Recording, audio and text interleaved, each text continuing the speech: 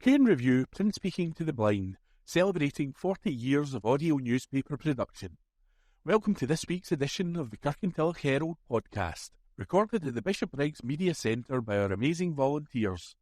You can get in touch with us via Facebook, Twitter or Instagram using @CairnReview. That is @CuendReview.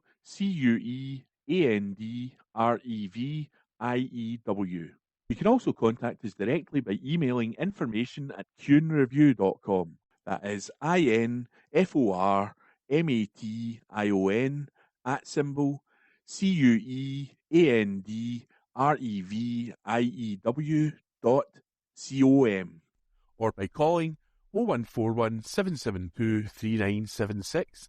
That's 0141 772 3976. This week's podcast, dated Wednesday the 7th of February, is read to you by volunteers Alan, Corey, Hunter, Ian and Rebecca. Welcome for Vape Ban Plan. An MSP who had previously highlighted the risk of vaping for young people has welcomed new legislation. Rona Mackay, SNP MSP for Strathkelvin and Bearsden, raised concerns over the upsurge in young people vaping during a debate at Holyrood in January last year. Now Scottish ministers have agreed to take forward a proposal to implement a ban on single-use vapes. This follows extensive consultation on creating a smoke-free generation and tackling youth vaping, which ran across Scotland, England, Wales and Northern Ireland last year. Over 82% of Scots supported the restrictions on single-use vapes compared to 79% UK-wide, while 73.4% favoured an outright ban as opposed to 68.1% UK-wide. As well as implementing a ban on single-use vapes, other measures agreed include restrictions on vape flavours and promotion, as well as changing age limits for buying tobacco. Over 8,000 people die in Scotland every year from smoking-related diseases. And while vapes are seen by some health professionals as a useful tool for helping adults quit, there are mounting concerns about the rapid rise of vaping among children. Ms Mackay said, "There has been an alarming rise in the number of children taking up the habit. Some as young as 7 have been found with vapes at school. Fruit-flavoured vapes in bright so-called cool packaging designed to get youngsters hooked." Read by Alan Todd. Boost for planned new hub, as recorded by Hunter MacDonald. Plans for the new Waterside Community Hub received a boost with the delivery of new office equipment. Waterside Miners Charitable Society, WMCS, received the equipment funded by East Dunbartonshire Council's Community Grant Scheme. The new tech has been put to good use as the team is busy applying for funding to demolish the derelict Waterside Miners Club on Old Dunteabley Road and replace it with the new hub. WMCS aims to raise around £2 million for the project and donations are welcome. This Week in History, read by me, Ian. February the 8th, 1931, James Dean, cult actor, was born in Marion, Indiana. He made just 3 films, East of Eden, Rebel Without a Cause and Giant, before he died in a car smash.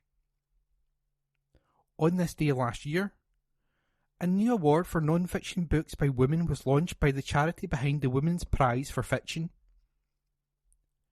February the 9th, 1855, the Devil's Footprints appeared in snowbound South Devon.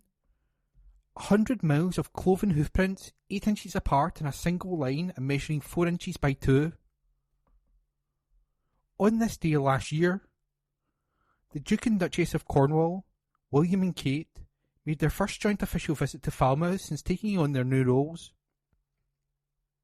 February the 10th, 1962, in Berlin, US spyplane pilot Gary Powers, shot down by the Russians, was exchanged for KGB agent Rudolf Abel, captured in New York 5 years earlier.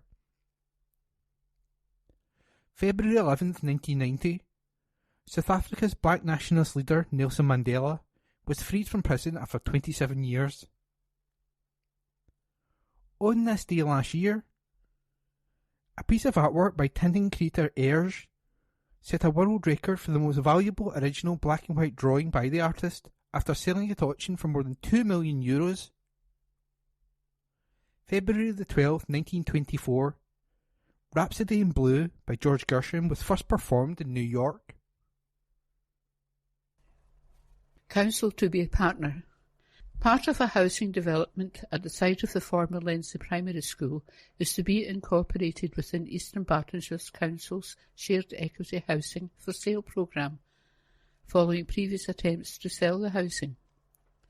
The site was sold to Vaga Developments in 2019, and although the housing was complete, it was agreed that it would include 5 two-bedroom properties intended for the social housing sector, with Beeld Housing and Care owning 1/4 of these homes and a new buyer taking on the other 75%. Similar arrangements have been successful in other areas, such as at the former Lenzie Hospital location, but efforts to find a buyer for these properties proved unsuccessful, causing Beeld to withdraw from the arrangement. Vaga then approached the council to find an alternative partner, with discussions held with various social landlords, but none have proven fruitful due to issues with the design of the flats, property values and maintenance costs. Council officers therefore proposed that the council take on a 25% stake in these properties, requiring changes to the existing shared equity scheme.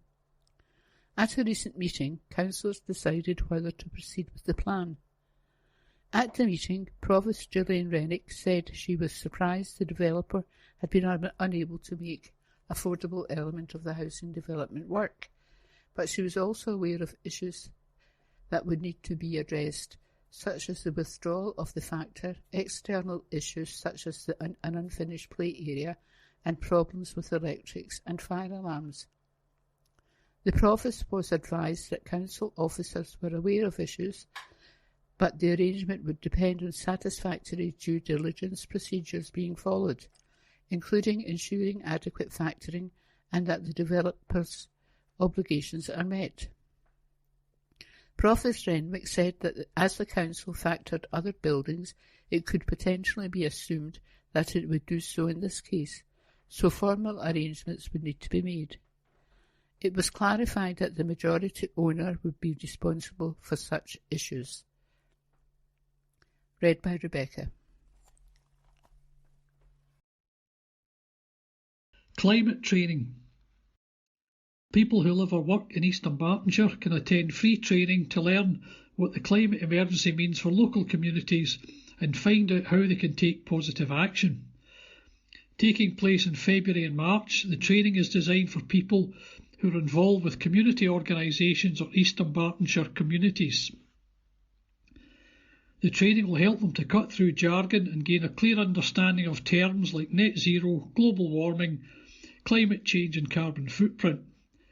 Participants who complete the training will have the opportunity to be certified as carbon literate after gaining knowledge of the carbon costs and impacts of activities. Details on training dates, locations and how to register is available on Keep Scotland Beautiful's Eventbrite. Public urge to take vaccine. With 2 cases of laboratory confirmed measles since October 2023, Public Health Scotland (PHS) is encouraging the public to take up the offer of the measles, mumps and rubella MMR vaccine. Anyone who hasn't had 2 doses of the free MMR vaccine, as well as parents and carers of children who have missed a dose, is encouraged to visit the NHS Inform website to find out how to arrange an appointment in their local health board area. Uptake of MMR has declined across all UK nations in recent years, and there remains a risk of infection in those who are not vaccinated or not fully vaccinated for their age. Having 2 doses of the MMR vaccine is the best way to be fully protected against measles. Measles can be a very serious condition causing pneumonia and encephalitis, inflammation of the brain, and can affect people of any age if they have not been vaccinated.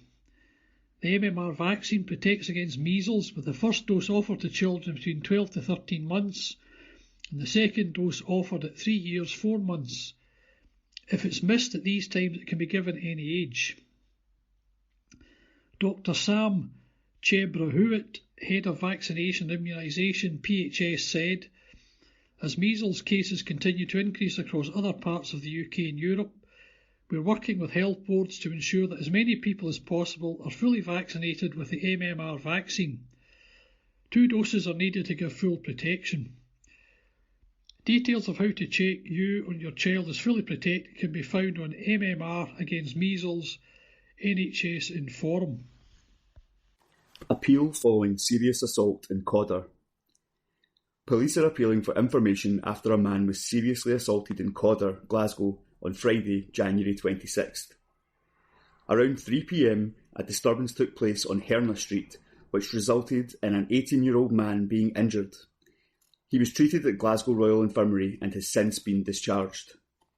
Detective Constable Kevin Ford, Maryhill CID, said, from our inquiries so far, we know that there has been an initial disturbance in the street near the local primary school involving the 18-year-old man, who was driving a car at the time, and one other man. A further incident has then taken place again in Herald Street, involving the same 2 men and one other man. The 2 men attacked the 18-year-old in the garden of a house before one drove off in a silver-grey Jeep-type car and the other walked away. This assault didn't involve any pupil at the school. There were a lot of people in the area at the time picking up children, and I am sure someone there would have witnessed what happened. Officers have been checking CCTV and carrying out door-to-door inquiries since the attack, but would appeal to anyone not yet spoken to by police to come forward. The suspects are described as white, approximately 35 years old, 6 feet in height, has short blondish hair and was wearing an all-blue tracksuit. White, approximately 50 years old, 5 foot 11 in height, with grey hair and balding. He was wearing a red jacket. Information can be passed to officers via 101. Extra funding is required. East Dunbartonshire Council is to highlight the need for additional funds from the Scottish Government if its planned reform of heating in buildings is to succeed. At a recent meeting, members of all parties supported a proposal from Councillor Alan Moyer, Labour, Bishopbriggs South, to emphasise that more money would be required to deliver on the proposals contained in the Net Zero for Scotland's buildings consultation. The Scottish Government is currently consulting all local authorities on proposals for a new heating strategy, which encompasses public buildings as well as homes. It is looking at introducing new legislation which would require councils to produce their own local strategy documents concerning heat networks and ban direct emission heat systems by April. Councillor Moyer proposed an existing sector of the Council's response, which explains that EDC supports the Government's ambitions in principle. This would have to be accompanied by significant new support in terms of financial backing and resources. As councillors discussed the consultation response, it was also disclosed that only around 1% of East Dunbartonshire households currently have heat pumps installed, at least 50 of which were fitted in 2023. This ranks East Dunbartonshire 23rd of the 32 Scottish local authority areas. Councillor Susan Murray, Liberal Democrat, Kirkintilloch North and East and Twecker, expressed concern over an indication in the consultation response that the Council strongly supported imposing minimum energy efficiency standards on private sector landlords, as she felt this could potentially result in fewer properties being available in that sector.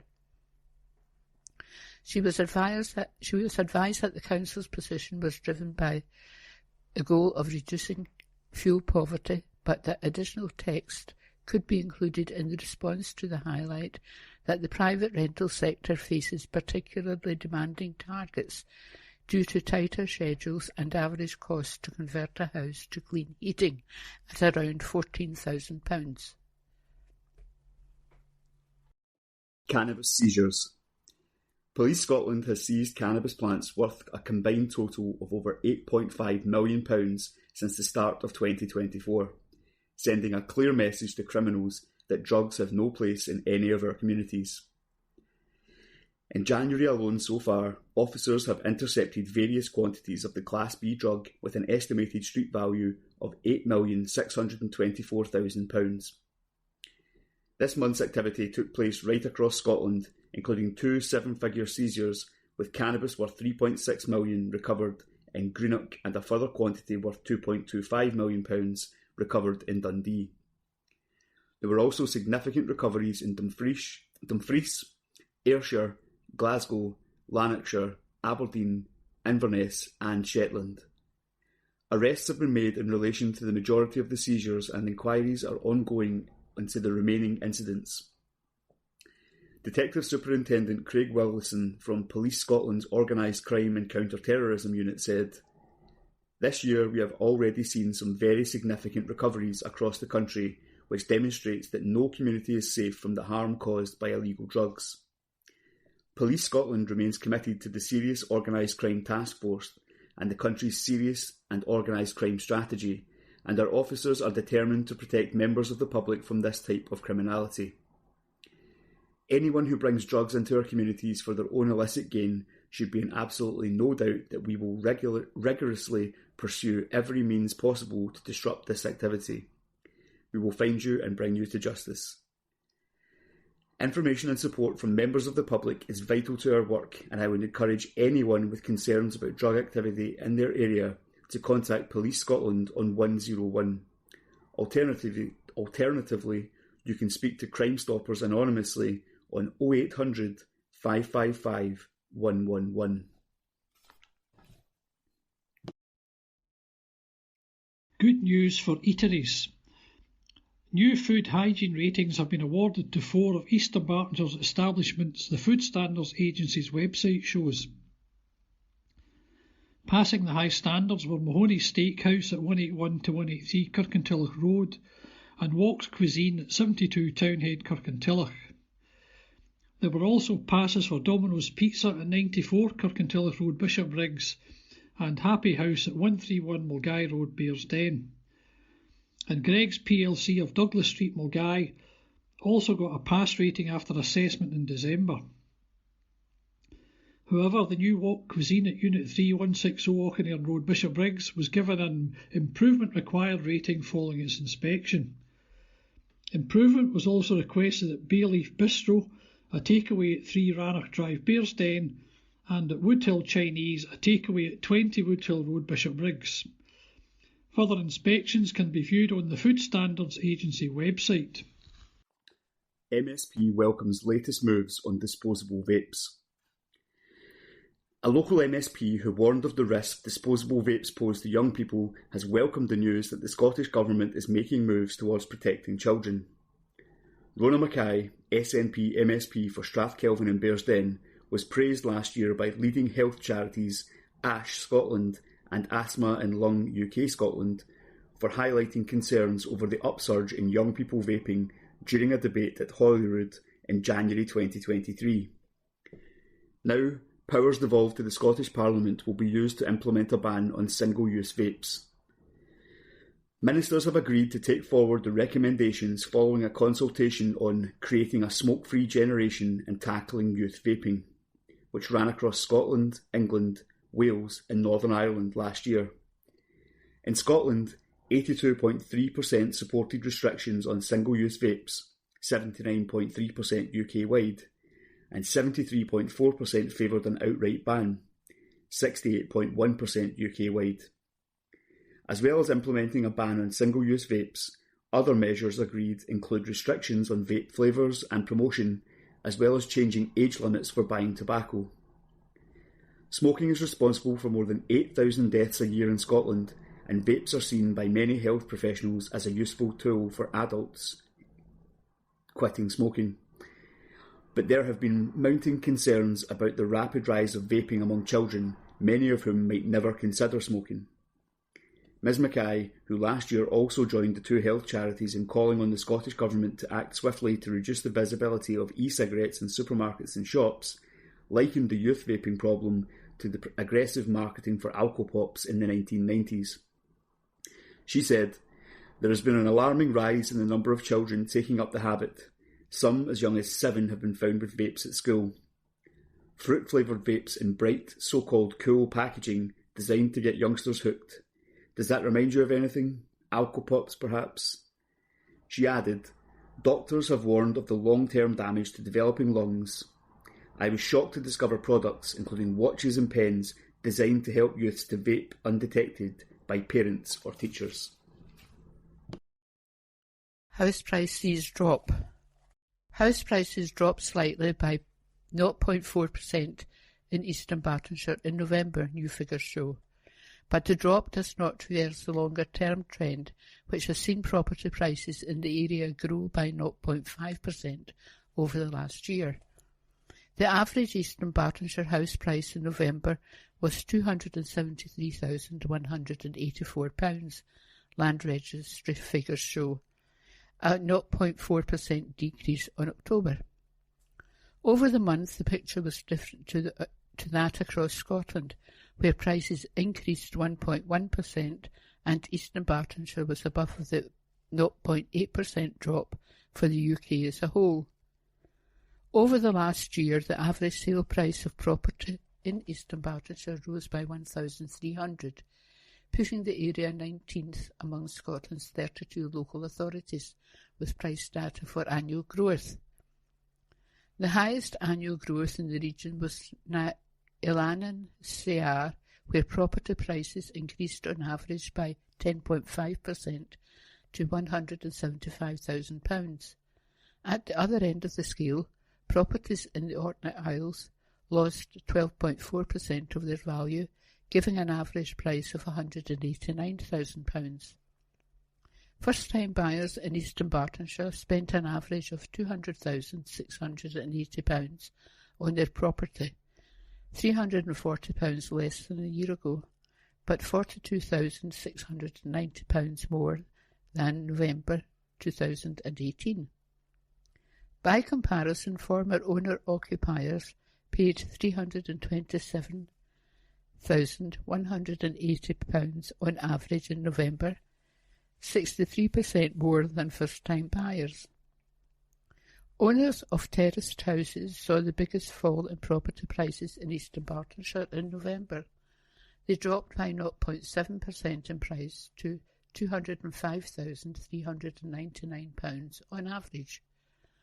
Over the last year, prices dropped by 0.1%. Among other types of property, detached down 0.1% monthly, up 2.1% annually, £498,049 average. Semi-detached down 0.4 monthly, down 0.1% annually, £284,798 average. Flats down 0.5% monthly, up 0% annually, £143,934 average. How do property prices in East Dunbartonshire compare?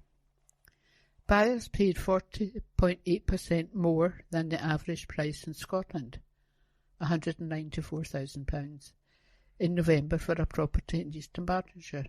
Across Scotland, property prices are low compared to those across the UK, where the average cost is £285,000.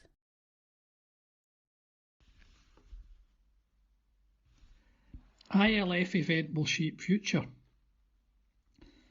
The Independent Living Fund ILF Scotland is inviting disabled people, disabled people's organisations and other interested stakeholders in East Dunbartonshire to help shape the reopened fund.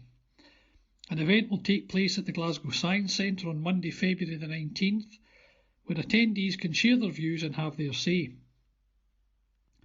Established in 2015, ILF Scotland was set up to continue to provide funding and support to help disabled people in Scotland and Northern Ireland live independently. The ILF has not been open to new applications since 2010, but in September 2023, the First Minister announced that ILF will reopen on a phased basis in 2024-25. Peter Scott, OBE, Chief Executive Officer at ILF Scotland, said, "It is important for us to ensure the success of the reopened ILF, and these events are a key part of the process to allow people to have their say. The Glasgow event is our final in-person event, so we'd urge anyone who is interested to attend so we can take account of all views, ideas and feedback."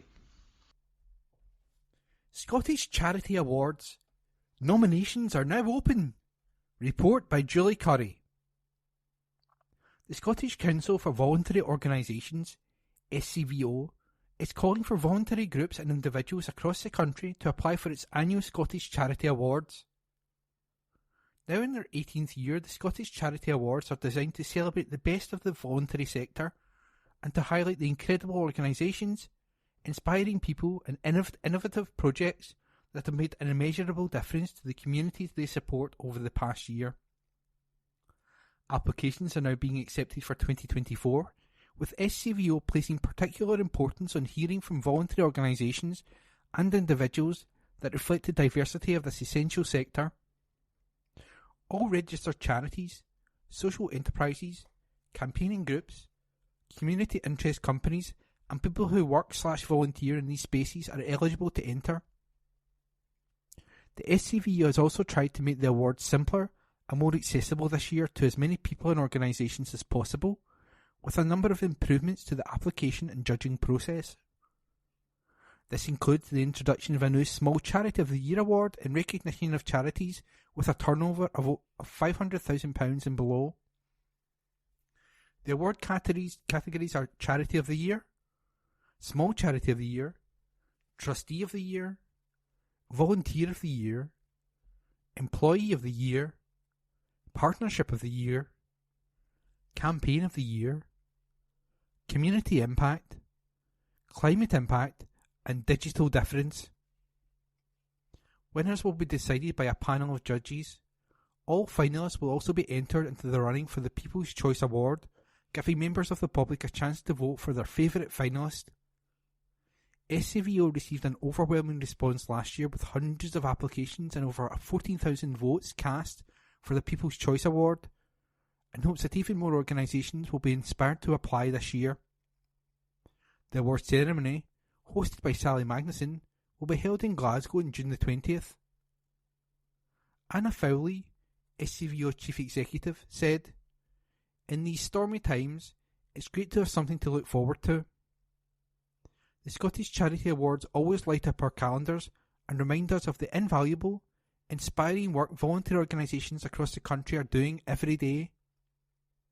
Being shortlisted for an award spotlights your story and celebrates the massive contribution of people and organisations to our communities and our country.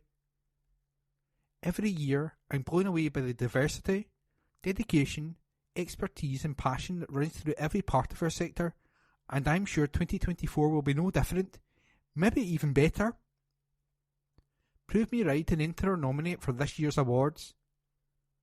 Applications are open until 12 p.m. on Friday, March 15th, and can be completed on the SCVO website at scvo.scot/charity-awards/apply. Charity members. The Scottish Council for Voluntary Organisations is a national membership organisation for the voluntary sector. Its mission is to support, promote and develop a confident, sustainable voluntary sector in communities across Scotland.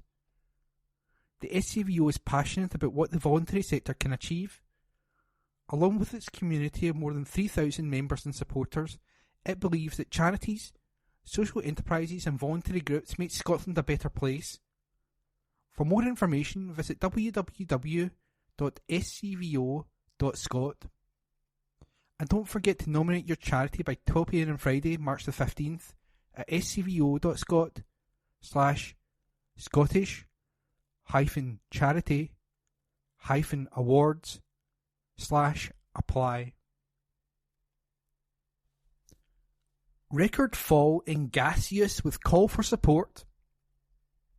As energy prices and the cost of living soared, 2022 saw a record fall in the amount of gas people in East Dunbartonshire used to fuel their homes, new figures show.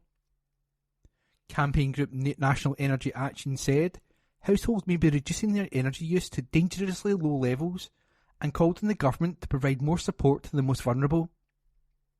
Department for Energy Security and Net Zero figures show East Dunbartonshire residents used 653 gigawatt hours of gas in 2022. This was a 13.2% fall in the year before, the largest decrease in domestic gas usage since comparable records began in 2006. Nationally, domestic gas use fell by 12.7% in 2022, also the highest decline in 16 years, which the Department for Energy Security and Net Zero's report said is likely related to elevated energy prices as well as the generally high cost of living. Peter Smith, Director of Policy at National Energy Action, said the record fall is very striking. He said some of the fall could be due to people reducing needless energy use, but warned it is likely many of the 6.5 million households in the UK are having to cut their energy consumption to dangerously low levels. Mr Smith added, "We are continuing to call on the UK government to provide more support to protect the most vulnerable people. We know millions of people are no longer getting the support they need to offset the worst ongoing impact of this energy crisis." Domestic electricity use also saw a record fall nationally, with the amount used in 2022 down by 8.2% in the previous year. In East Dunbartonshire, 153 gigawatt hours of electricity was used by residents to power their homes. This was down 10% on 2021 and also a record fall since comparable figures began in 2006. The DESNZ said it recognises the cost of living challenge families are facing and is providing £104 billion of support with bills. A spokesperson added, "Thanks to our Warm House discount, 3 million low-income households are expected to benefit from the £150 targeted support this winter. Our energy price guarantee remains in place to protect people until April this year, and we are continuing to help the most vulnerable." Learn a language thanks to your EDLC libraries. What's your goal for 2024? Are you hoping to be fluent in French, great at Gaelic, or smashing at Swedish? Whatever language you fancy learning, your first move should be to check out your local library. EDLC libraries across the area are now offering transparent language online for libraries, a complete language learning system with courses and lessons designed to build listening, speaking, reading and writing skills. It is free, flexible, convenient and offers more than 100 languages from Afrikaans to Zulu, with everything in between, including Ukrainian. Learners can explore a new language in the comfort of their own home, at the library, or on the go. This online service works on virtually any computer or mobile device through a web browser or mobile app, so anyone can use it. Councillor Jim Gibbons, Chair of East Dunbartonshire Leisure and Culture Trust, said, "This new resource offers so much to so many people within our communities. It will help people for whom English is not their first language and support anyone who'd like to broaden their skill set to include a new language. It is an online resource which enables learners to go at their own speed, and it is free. What better time to have a go at learning something new?" This is a reminder that libraries are not just about books. Our staff can help in so many other ways, and this is just one of them. Using the library card, EDLC library members will have unlimited access to more than 110 languages, including English for speakers of over 30 languages. Transparent Language Online for libraries is packed with pronunciation practice, speech analysis, grammar, writing activities, and vocabulary building activities. Transparent Language leverages its expertise in technology, learning, and language to build innovative language learning and teaching software for use by US government agencies and organisations, as well as hundreds of public libraries, thousands of schools, and millions of individuals. It cares about all languages, regardless of commercial value, and believes that great language technology not only changes the user experience, it transforms the economics, logistics, and reliability of language learning. Family announcements. Deaths. Young, Margaret Baxter. Margaret, aged 103, passed away peacefully on January 25th, 2024, at Stobhill Care Home.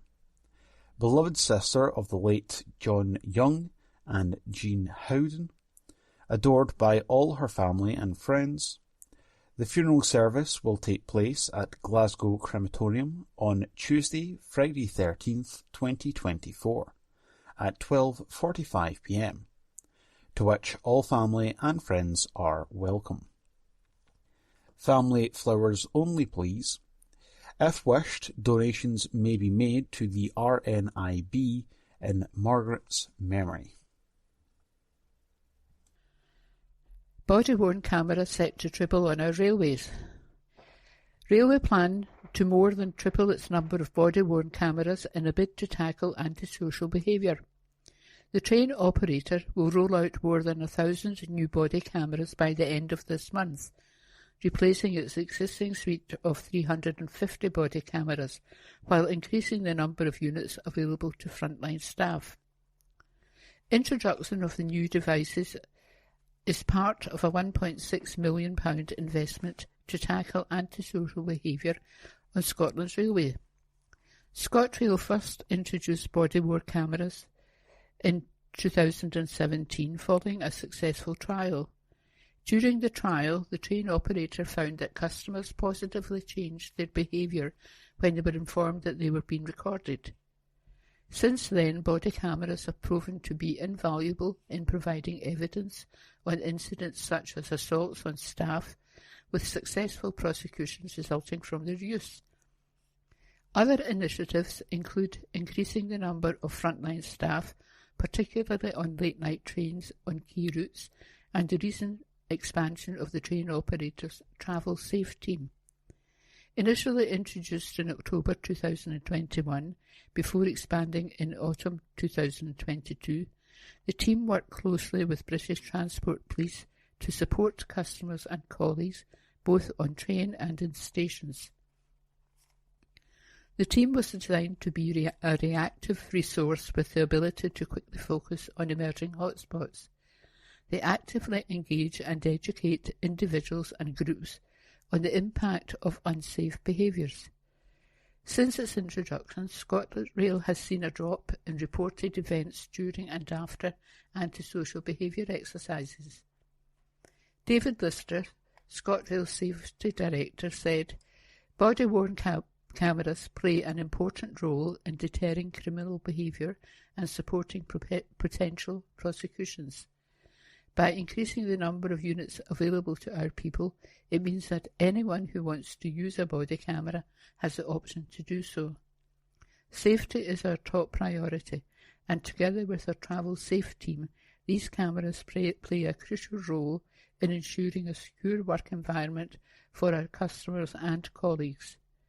Jim Gray, RMT ScotRail Coordinator, added, "The RMT Union fully support the use of body-worn cameras to tackle antisocial behaviour." Kirkintilloch and Bishopbriggs Herald's letters page. Let's talk. Published Wednesday the 7th of February 2024.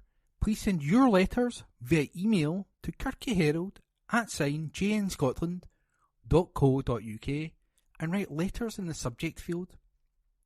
Please keep letters to a maximum of 300 words. Letters cannot be published without a name and postal address. Also include a daytime phone number if possible.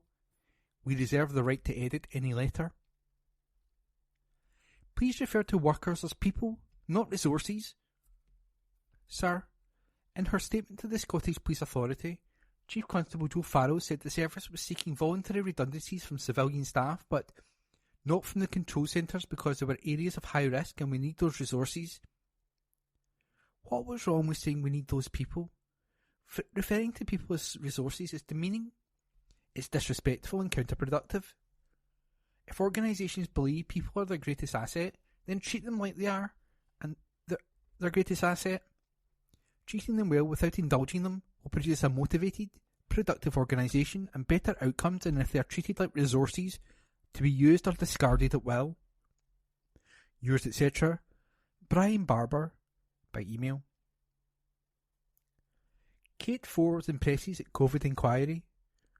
Sir, having watched the confident and palpably truthful Kate Forbes answering questions at the COVID inquiry, once again I find it beyond comprehension that this young woman, whose social views align with the majority of Scots of every political shade infinitely more than they do with the present First Minister, was rejected by the SNP members, who chose Hamza Yousaf as their leader in preference. Her husband's alleged political allegiance is of no consequence whatsoever, except to the extremists in her party. There is a distinct impression from what we have heard and seen that Ms. Forbes was kept out of the SNP's inner circle because of her intrinsic honesty. Not that I am complaining about her rejection. I am enjoying watching the SNP flounder from crisis to crisis and approach an electoral Armageddon. Yours, etc., Alexander Mackay, address supplied. Oh, if only we could return to square one. Sir, Rishi Sunak is forever banging on about his plan, whatever that is, while telling us a Labour government will take us back to square one. Square one is presumably when his party took over from Labour in 2010. How were things back at square one? The NHS doing well, low waiting lists? No striking doctors? National debt low? Inflation 2%? No boat people? Tax allowances rising? No striking rail workers? No striking teachers? 6 days a week post not under threat? Seamless trade and travel throughout Europe? Obama president? Let's go back to square one. Yours, etc., Barry Ty, by email. How about some hard COVID info? Sir, we are at present suffering through the UK COVID inquiry, while by all accounts several strains of the disease are still running rampant throughout the country. The public don't know this, of course, because no one is on TV daily to tell us, and what we need to do is to stay safe and protect the vulnerable. In fact, the very basis of the COVID inquiry should be to investigate how well we were prepared to cope with the onset of a killer virus, the benefits of the various actions taken, and advice given, so that we can be prepared for a similar event in the future. No doubt there are large numbers of the public titillated by the shortcomings of our leaders showing up with these giving evidence. A further large number are aghast at the failure of the inquiry to focus on what should be its main purpose: information. I still don't know for certain whether the virus is spread through air droplets from coughing, by physical contact with an individual currently infected, or by contact with a surface, for example a door handle that carries infection due to the poor hygiene of others, or indeed all of these. Is the inquiry going to delve into this, or do we assume that the actions advised, such as stay at home, avoid meeting in large numbers, etc., were the correct actions and they kept us all safe? Patently, the number of deaths and subsequent spikes in cancer and other illnesses requiring hospitalisation, let alone the negative impact on the economy, suggest these actions were not sensible for the country as a whole or the public. So, where do we go from here? The present inquiry suggests we will muddle through as we always do. Yours, etc., A. Lewis, address supplied. Bully owners must prepare. New XL bully dog safeguards are being introduced in Scotland, and owners are being urged to prepare for changes. The first of a two-stage approach to new legal safeguards on XL bully dogs will come into force on February 23rd, subject to parliamentary approval. From this date, it will remain legal to own an XL bully dog, but owners must ensure their dogs are muzzled and on a lead when in a public place. Selling, gifting or exchanging XL bully dogs will also be prohibited. Stage 2 of the new rules, which comes into force from July 31st, will make it an offence to own an XL bully without an exemption certificate or having applied for an exemption certificate. This means existing XL bully dog owners will need to consider whether they wish to keep their dogs, and if so, will have to apply and pay for an exemption permit by that date.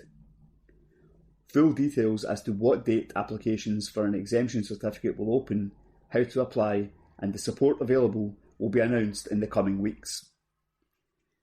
The new regulations, which are subject to approval by Parliament, are being introduced as a consequence of similar controls on the breed that have been introduced by the UK government in England and Wales, which have resulted in reports of dogs being moved to Scotland. Siobhan Brown, Minister for Victims and Community Safety, said, "It is vital XL Bully dog owners get ready for the first stage of legal safeguards that will come into force on February 23rd. These new rules are intended to prevent risks to public safety and animal welfare and keep our communities safe. The second stage of legal safeguards will provide owners seeking an exemption an appropriate length of time to decide how to prepare for the forthcoming change in the law ahead of the 31st July deadline. The vast majority of dog owners are responsible animal lovers, and we know owning a dog brings with it important responsibilities. I would encourage owners to make themselves aware of the new laws and get ready for them. Penalties available to a court on conviction for breaching safeguards are up to 6 months imprisonment and/or a fine up to £5,000. Water charges set to increase by £35. Charges for water and wastewater services will increase by £35.95 per year in Scotland in 2024-25. The increase, 8.8% above current charges, will take effect from April the 1st.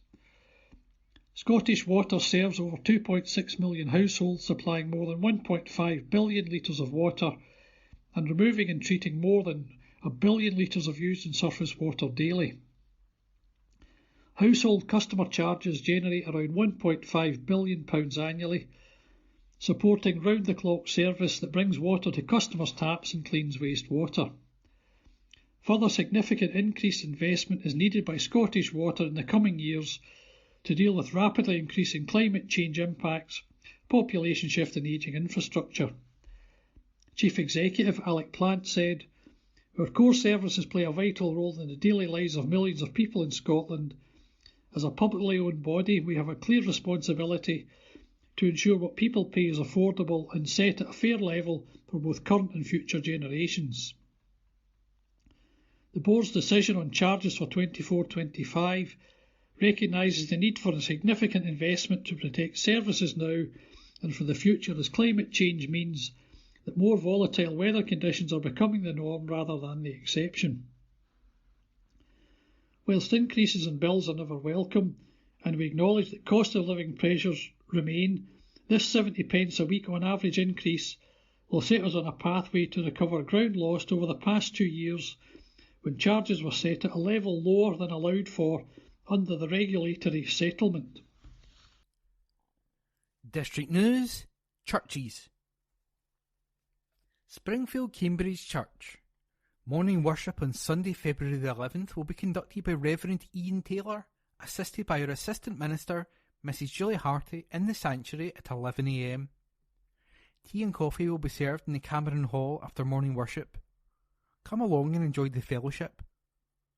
No collection is taken during the service, so donations can be made by placing them in the offering plates in the Hall of Fellowship as you enter or leave the building. The Sunday school meets in room 2, where creche facilities are also available. Morning worship is also being live streamed on the Springfield Cambridge Church YouTube channel. A link to this can be found on the Springfield Cambridge Church website, www.springfieldcambridge.org.uk, and Facebook page, where up-to-date information about events and church organisations can also be found. There will be a vestry hour on Wednesday, February the 7th from 10 a.m. to 11 a.m. for anyone who would like to speak with the minister. There will be a short weekly service of worship in the Springfield Chapel on Wednesday, February the 7th from 11:10 a.m. to 11:30 a.m, followed by tea and coffee in the Hall of Fellowship. The latest edition of the Springfield Cambridge Record is now available online. The annual fundraising quiz and fish supper night will take place on Saturday, March the 2nd, and tickets will be available in the Hall of Fellowship on Sundays, February the 11th, 18th and 25th, before and after the service. Kirkintilloch Church of God at Regent Hall, Regent, on Wednesday. Our coffee corner is open from noon to 2 p.m. for home baking and coffee. Join our friends and neighbours for a chat over a coffee. On Sunday, there will be a Zoom service at 6:30 p.m. The speaker this week will be Sam Jones. A warm invitation to everyone who is able to join us on Zoom. Access details for the stream can be obtained by emailing hello@regenthall.com. For up-to-date and further information on our services, visit our website on www.regenthall.org. Jesus said, "Peace I leave with you, my peace I give you. I do not give to you as the world gives. Do not let your hearts be troubled and do not be afraid." John chapter 14 verse 27. Lenzie Old Parish Church. Sunday worship begins in the church at 11 a.m. A creche is available for children under 3. The Quilt and Craft Group meet every Wednesday 10 a.m. to noon in the session room. Time Out, the social evening for ladies of all ages, is on Mondays at 7:45 p.m. in the church hall. Scottish country dancing is on every Thursday 7:15 p.m. to 9:30 p.m. Come along for fun, fitness and friendship. You will be made very welcome. St James Church, Hilton Road, Bishopbriggs. Rector Reverend Canon Paul Watson, 0141 230 4080. There is a communion service in the chapel on Thursday, February the 8th at 11 a.m. and on Sunday, February the 11th at 9 a.m. The 10:30 a.m. communion service with hymns on Sunday is in the church. Everyone is welcome to come along to any of these services. Do stay for coffee and tea and fellowship afterwards. On Tuesday, February the 13th at 1 p.m. there is a Tuesday lunch followed by short and sweet live music act with songs from 50s, 60s and 70s with comedy and Scottish and Irish songs. Do feel free to come and join us. Donation £3 at the door. Date for your diary. Wednesday, February the 14th is Ash Wednesday. There will be a service with imposition of ashes at 11 a.m. and 7 p.m. There are also other virtual services and groups. For up-to-date and further information, refer to our social media. Facebook, St James the Less Bishopbriggs. Website, www.stjamesbishopbriggs.org.uk. Colston Well Park Church. Brighten up your week with a visit to Colston Well Park Church this Sunday, where a warm welcome is guaranteed at our morning service starting at 11 a.m. and led by Reverend Malcolm Cuthbertson. After the service, you are invited to join us for tea, coffee and conversation in the hall after the service. The Art Club continues this Monday at 10 a.m. to 1 p.m.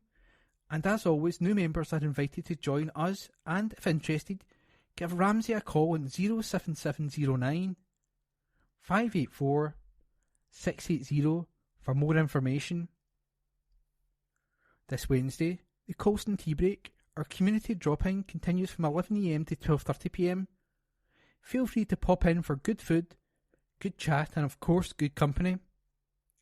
The Foodbank continues its essential work within the community and is open every Friday from 11 a.m. to 1 p.m. and 2 p.m. to 4 p.m. And to all who assist and continually donate foodstuffs, we give you our sincere thanks. Milton of Campsie Parish Church. Thanks to our friends in Campsie, St Mackin's and St Paul's, the week of prayer for Christian unity was well celebrated. Surely we are one in the Spirit, one in the Lord. Last week's offering for the food bank raised £140 in cash and 114.8 kilograms of good, the equivalent weight of an emperor penguin. Thank you. We meet for worship on Sunday, February the 11th at 11 a.m. All the children's and youth groups meet as normal. As Lent approaches, we'll focus on the cross. Please send us a photo of yourself with something crossy, a crossroads, a cross stitch, a hot cross bun, a pedestrian crossing, a cross necklace. February charity of the month is Interserve, Baby and Toddler Group, Hobbies Club and Badminton meet on Monday. Cafe Connect is on Tuesday morning at 9:30 a.m. On Wednesday at 7 p.m, we meet for a time to pray in the Eric Liddell. Come when you can, leave when you must. Also on Wednesday, the Guild meets at 7:30 p.m, when Sid Sharp will share some local history. On Friday, the BB, Anchor and Junior sections meet at 6:15 p.m. Advance notice. Go MED Extra Diorama on Sunday, February the 25th from 1pm to 3pm. More information to follow. Kenmure Parish Church. Messy breakfast starts at 10am each Sunday morning, a time of videos, games and of course breakfasts for children. Please note that an adult must remain with the child. John Anderson and Fiona Young will lead our worship at 11am. You're welcome to join us both in church and on our YouTube channel. The service on YouTube can be watched live as it is streamed or later at a time that suits you. You can find our channel by simply searching for Kenmure Bishopbriggs on YouTube. Teas and coffees and a time of fellowship follows the end of the church service. The most up-to-date details of all of our groups that are currently running may be found on our website, kenmure-church.co.uk. To find us on Facebook, just search for Kenmure Parish Church. If you would like to join our WhatsApp group or receive the Bible studies from ABC, then email us at kenmurechurch@icloud.com. Home Church, Scotland, Lammermoor Road, Kirkintilloch, G66 2AB. Home Church Kirkintilloch, Home Church East End, Carmyle G32 8DP, and online, a church for all ages.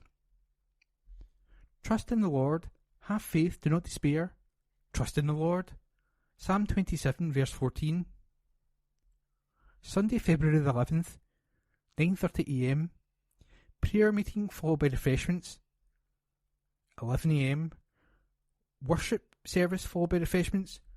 A warm welcome awaits you. Home Church Carmyle, 10am and 6:30pm.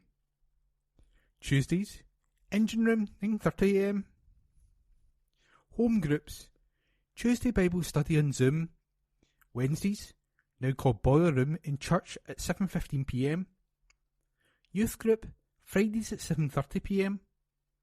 Home Radio is available every day. Encounter Conference, Friday, February the 23rd to 24th. See Facebook, Instagram and Home Church website for the latest information from Carmyle and Kirkintilloch. Lenzie Union Parish Church. Sunday service at 11am will be led by Reverend Dan Carmichael. Young people are also welcome to Lighthouse and Bible class. A live stream of the service is available on YouTube via our website. The meeting place opens for tea and coffee and home baking every Wednesday at 10am to noon in the new hall. Everyone, from the very young to the young at heart, is welcome to attend. We also have a good selection of greetings cards and second-hand books for sale. There will not be a youth cafe on Thursday, February the 15th. The coffee pot is open on Fridays 10am until noon in the new hall for teas, coffee and chat. Cadder Parish Church, beside the canal. For full details, please see our website www.cadderchurch.org. We look forward to welcoming you this coming Sunday to our morning service. The service will be led by Reverend John McGregor and Chris Gordon, probationer minister. Our music is led by Javi Jose Usendo Malo, MMUS. All are welcome. Tea and coffee served after both services. Food Bank. If you wish to donate to the local food bank, you can bring your donations of food to the church or the coffee shop. Early Fellowship meets in person in the South Hall Chapel at 9:30am on Tuesday and Thursday and also on Zoom. Cadder Coffee Shop, Tuesday, Wednesday, Thursday 10am to 2pm and Friday 10 till noon. A warm welcome awaits you. Cadder Messy Play, Tuesday and Thursday, South Hall 10:30am to 11:30am. BB Quiz Night, Friday the 9th of February, maximum of 6 people, donation at the door.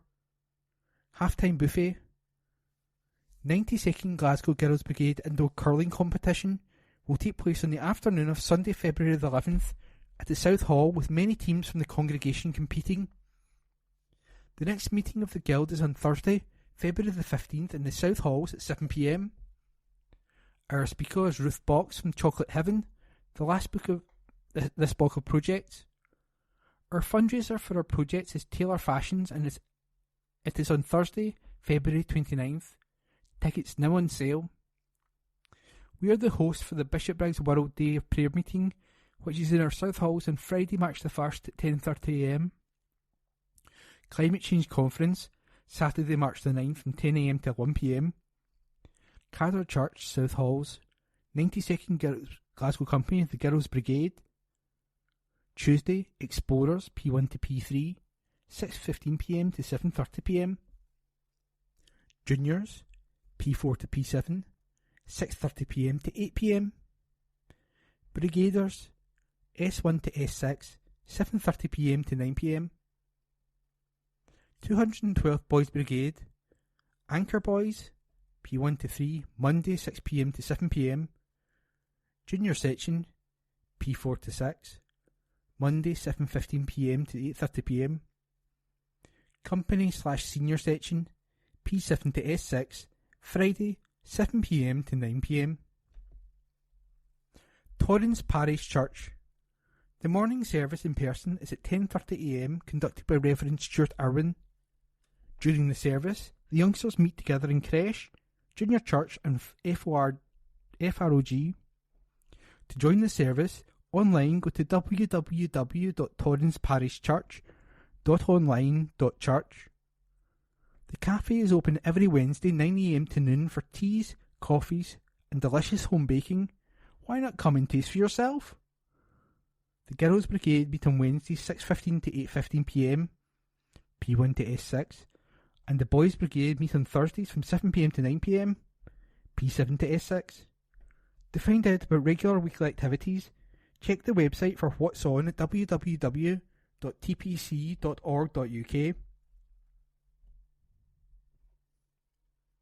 District News General, Wednesday the 7th of February 2024. Horticultural Society. At our last meeting in January, Andy Lothian gave us a demonstration and practical tips for the repotting and aftercare of a range of houseplants, including orchids. He also added guidance for starting off begonia and potato tubers. Members joined in with their own experiences of success with different methods of propagation. Our next meeting will be on Thursday, February the 22nd, when we look forward to our annual dinner at the Broadcroft Hotel. Anyone wishing to join or find out more about the Society, call Paul Malcolm on 0141 578 1520 or visit our website www.kirkintillochhorty.org.uk. Dusty is a real sweetheart. Dusty is a loving greyhound looking for her forever home and is currently cared for by the Scottish SPCA Edinburgh and Lothians Animal Rescue and Rehoming Centre. Dusty likes to bound around playing with people, especially for treats. She could possibly live with another dog pending a successful introduction, but cannot live with cats. She will need her own fully enclosed private garden to work on her training and work off some of that excitement. She is a very sweet nature and could live with older children who have experience with larger breeds. If you can give Dusty a new home, please visit our website www.scottishspca.org/rehome-a-pet/14276-Dusty. Vet your clothes for PDSA. In an effort to raise awareness of shopping pre-loved, PDSA are calling on the local community to vet your clothes by having a purposeful clear-out, donating items they no longer need to its charity outlets. The Vet Your Clothes campaign is backed by PDSE supporters and animal lovers Fern Cotton and Sarah Jane Dunn, who have taken on the challenge and vetted their own clothes, both donating an item from their very own wardrobes. They're hoping this will encourage many to join in, making some closet space before adding any more fresh finds. Visit www.ebay.co.uk/SDR/PDSA charity shop. Don't miss out. PDSA's website www.pdsa.org.uk/vetyourclothes. Antiquaries meeting. The Antiquaries were pleased to welcome Dr. Nina Baker to our meeting on February the 1st. Nina has previously spoken twice to the Society, both times remotely by Zoom, during the pandemic, so we were delighted to welcome her in person to give a talk on Human Spiders Spin and Spin, Rope Makers and Rope Making in Scotland. Now retired after a varied career, Nina is an independent researcher, mainly specialising in the history of women in engineering. She started her talk by reminding us how ubiquitous rope making was. At one time there were over 200 rope making works in Scotland, especially near the sea. Berwick, not a large town, had 11 rope works at one point. A medium-sized ship required almost 19 miles of rope to operate all the sails, anchors, etc., so there was a constant demand for large quantities of rope. The Gourock ropeworks expanded to take over most of the other ropeworks in Scotland and had branches worldwide up to World War II. With the rise of mechanisation, the workforce became dominantly women. The work was hard, poorly paid and in bad conditions. Rope making was known as one of the sweated trades, and this led to a series of strikes in the late 19th and early 20th centuries, most of which were successful in improving pay and conditions. However, the work was fundamentally unhealthy due to the workers constantly breathing in fibres, and many died young. The resulting illness, bisonosis, was not recognised as an industrial disease until the 1960s. Rope making today mainly uses artificial fibres or wire rather than flax or hemp, but Chatham Dockyard Ropery in Kent still produces traditional ropes for use in films and TV, where historically accurate detail is required. Nina's talk was greatly appreciated by the audience and led to some interesting questions and discussions, during which it emerged that there had been a wire rope making works in Bishopbriggs. Heart of the Matter. Reflections on the COVID pandemic by Dr. Frank Dunn. My brother recently announced on the family WhatsApp undeleted group that her grandmother would have been 148th on her birthday. She departed this world at the age of almost 99. She had a very abnormal chest x-ray as a consequence of tuberculosis. Her trachea was pulled far over from the midline. Despite this, she lived a full life and outlived my always fit mother by 18 months. A small toddy at bedtime polished off at 3 AM may have contributed to her longevity.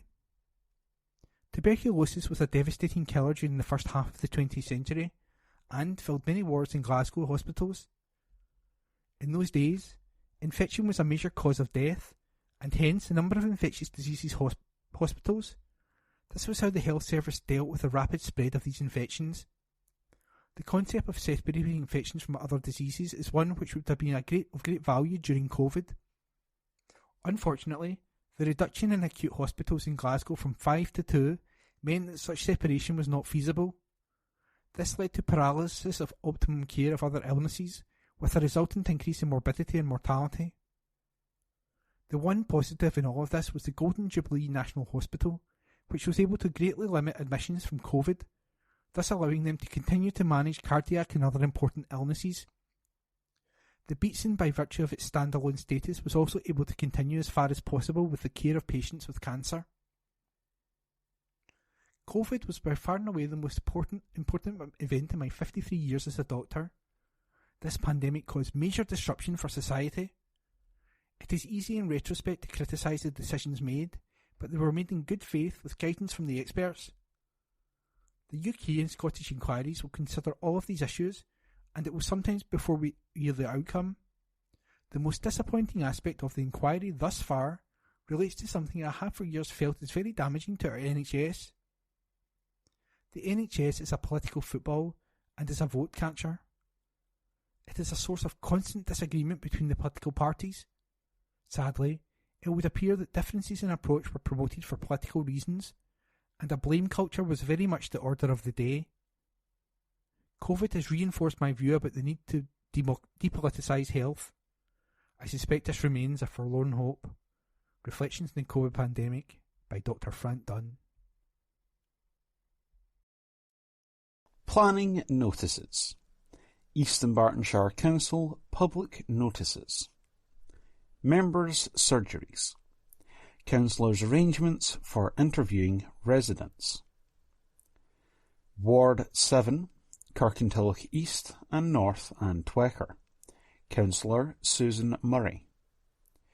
10th of February 2024, Hillhead Community Centre, 9:30 a.m. until 11 a.m. 10th of February 2024, Twecker Healthy Living and Enterprise Centre, 11:30 a.m. until 1 p.m. Between surgeries, counsellors can be contacted at the Members Support Unit on 0300 12345 10. Planning applications. Format: application number followed by address/location, followed by proposal, followed by type of advert, followed by period of reps. TP/ED/23/0751. Thinglen House, that's Finglen House, Hawhead, Haughhead,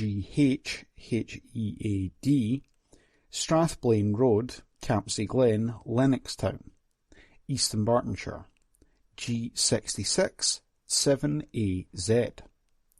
Installation of a ground-based 15 kilowatt array of PV solar panels. Section 65, affecting CA, 21 days.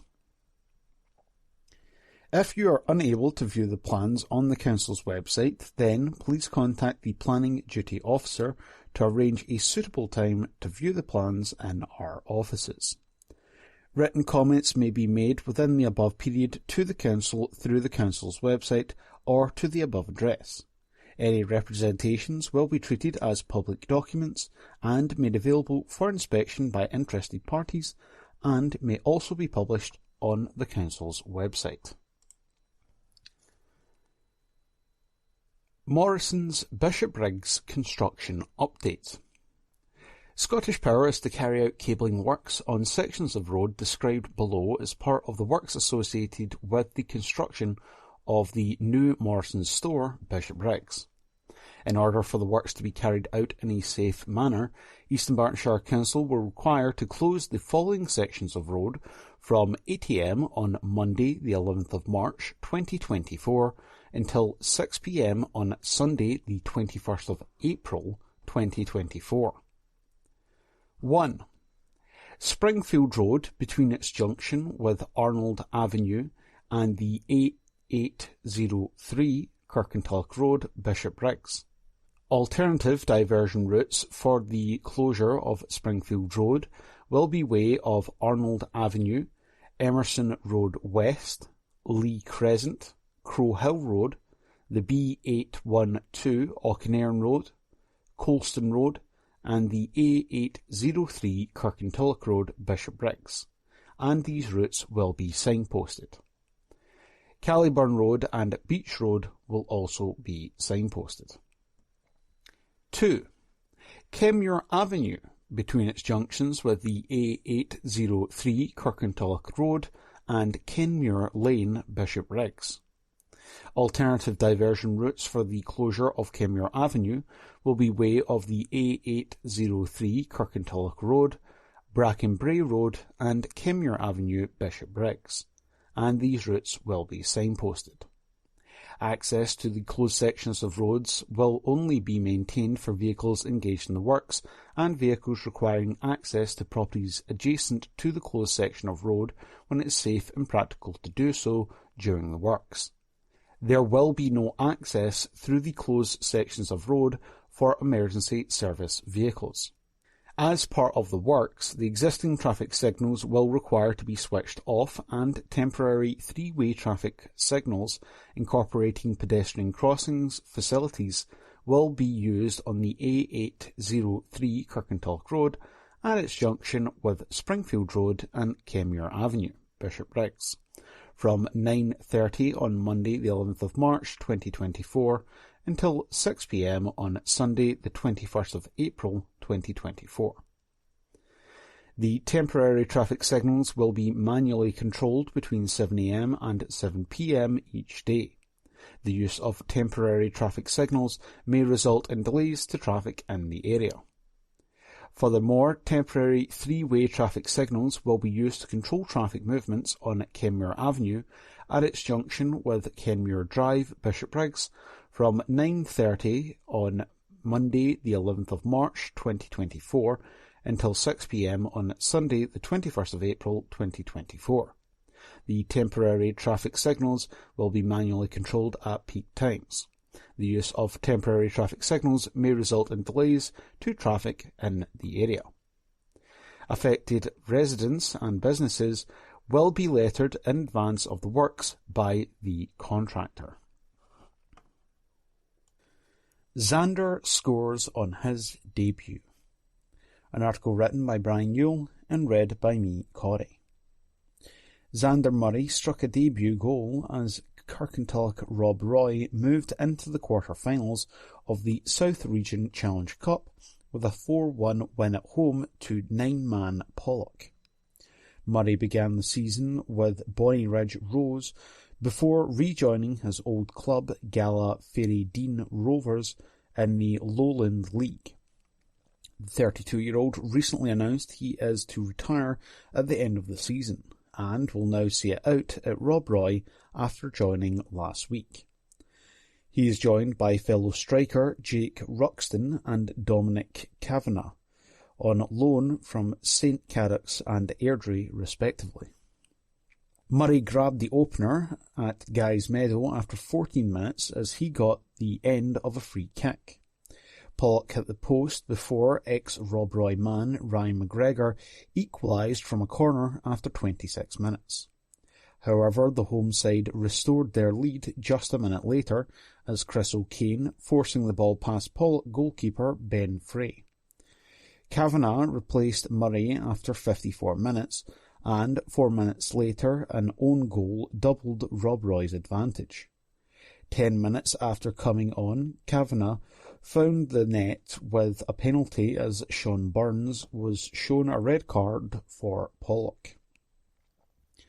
The visitors then finished the game with 9 men as Jamie Henry was sent off 10 minutes before time.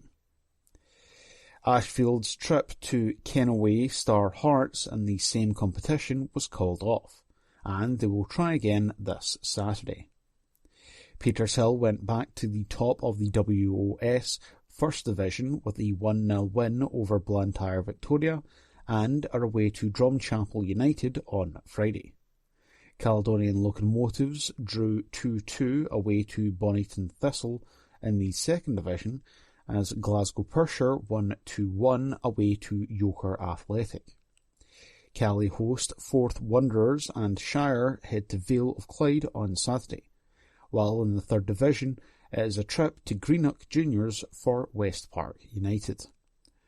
Rossvale lost 1-0 home to leaders Glenvale in the Fourth Division and host St Peter's this Saturday. That article was written by Brian Yule and read by me, Corey. US contingent grows at City as Giamona signs. Report by Brian Yule. Glasgow City has added to its American contingent with the deadline the arrival of midfielder Carly Giamona. The 23-year-old has signed from Liga MX Femenil side CF Monterrey to join countrywomen Brenna Lovera, Ailey Gambon and Corey Sullivan. Giamona helped the Mexican side reach the semi-finals of the Apertura, narrowly losing out 1-0 to eventually champions UANL Tigres. She has also been involved with the under-16 and under-18 US national teams and had a very impressive college career with NCAA Division I side Pepperdine Waves. Giamona told Glasgow City TV, "I'm super excited to continue the current season with the team and really happy to be part of the club. After doing my research, I found Glasgow City was an amazing club, so it makes a great next step for me. The game is growing so much. There are so many younger girls trying to get into the game and learning to play, so it will be amazing to be part of their journey. I knew Ailey before coming here, but this is nice having the other American girls here as well, and they've been showing me around. They've already taken me around town into some coffee shops, so I'm excited for more. I'm excited to be part of a team that wants to win. Playing in the Champions League is a dream for everyone, so to be in contention for that is super motivating. Once I've adapted and I'm playing my style, I can try to bring something new to the team it doesn't have yet, and add whatever I can. Seeing how many quality players there are in the midfield is only going to help me get better, and we'll be pushing each other every day.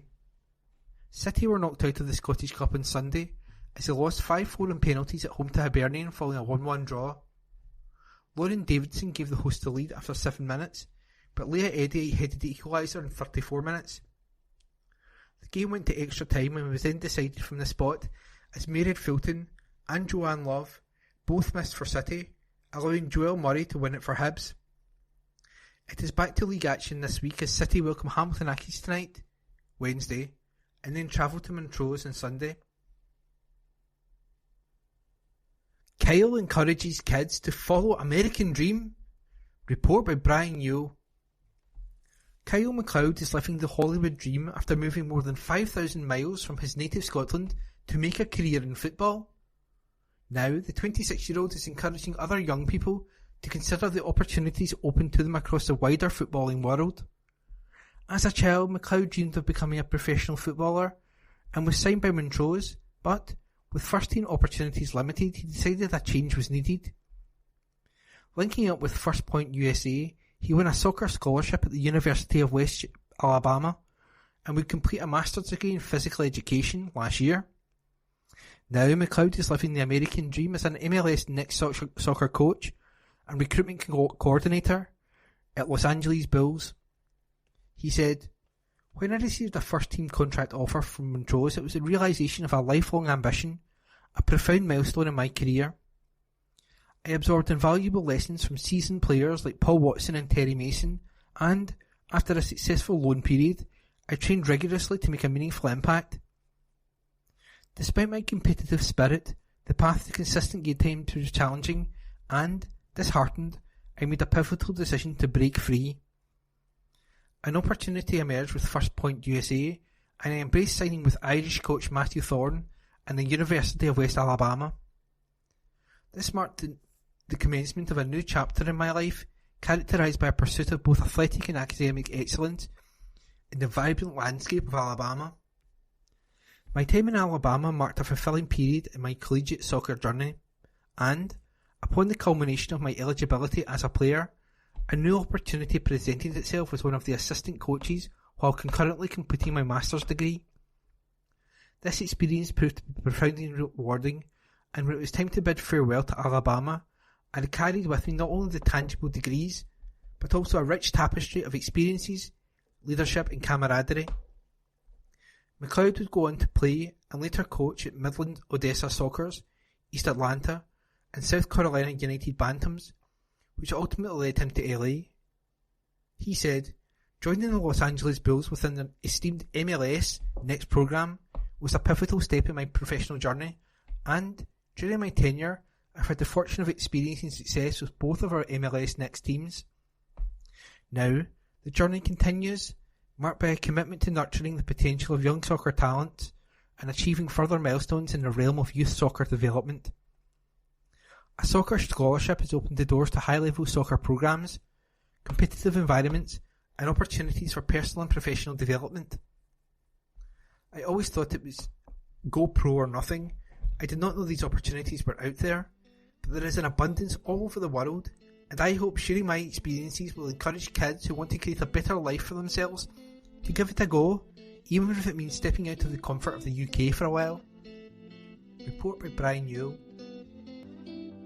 That concludes this week's edition of the Kirkintilloch Herald podcast. Please remember to subscribe to our channels at Tune Review and to tell your friends about our service.